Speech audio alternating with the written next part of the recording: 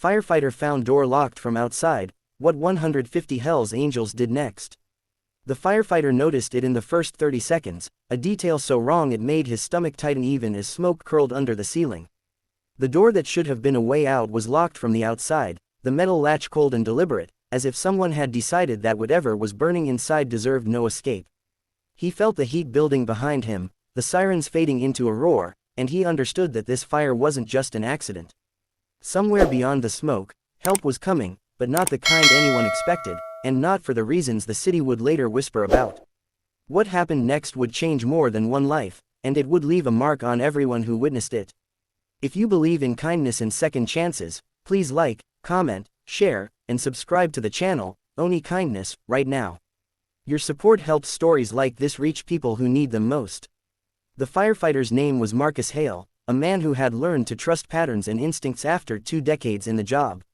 The building was an old brick warehouse on the edge of town, long rumored to be empty, but the weight of the smoke and the uneven burn told him someone had been inside for hours.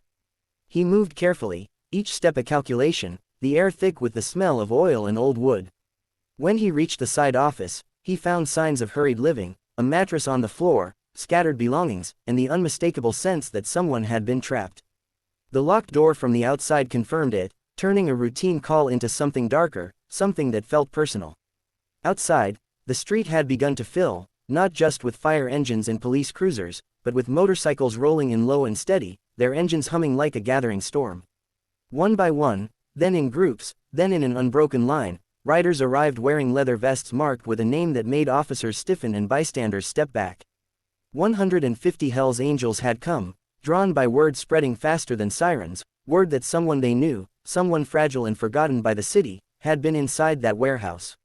The tension was thick, not violent, but charged with history and misunderstanding, as if 2 worlds were bracing for a collision. Marcus did not know any of that while he searched the back rooms, coughing as he forced open a window to vent the smoke. He found the person near the far wall, unconscious but breathing, a thin figure wrapped in a scorched blanket. The rescue was brutal and urgent, a race against time that left Marcus's arms burning and his lungs aching. When he finally emerged with the survivor, the crowd fell silent.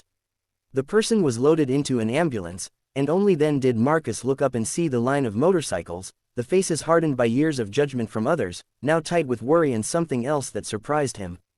The survivor's name was Rowan Pike, a man who had slipped through the cracks after a bad injury ended his work and a series of choices left him alone. He had been taken in quietly by people who didn't ask questions but offered protection in their own rough way. The warehouse had been meant as a temporary shelter, a place to stay invisible. The locked door was the cruel twist, the act of someone who wanted him gone, who believed that invisibility meant expendable. When the Hells Angels learned what had happened, they did not come for revenge. They came because someone had been left behind, and they refused to accept that. As the ambulance pulled away, Marcus braced himself for chaos. Instead, he watched as the riders formed a barrier, their bikes angled to block traffic so emergency crews could work without interference. They handed out water to firefighters, directed confused onlookers away from hoses, and stood in silent formation as the fire was finally beaten back. There was no shouting, no threats, just presence, heavy and protective. It was a sight that unsettled the usual narrative, forcing everyone there to confront how little they truly knew. In the days that followed, the story spread, stripped of context by headlines that focused on the shock value. What those headlines missed was the quiet aftermath. The Hells Angels organized blood donations at the hospital where Rowan lay recovering.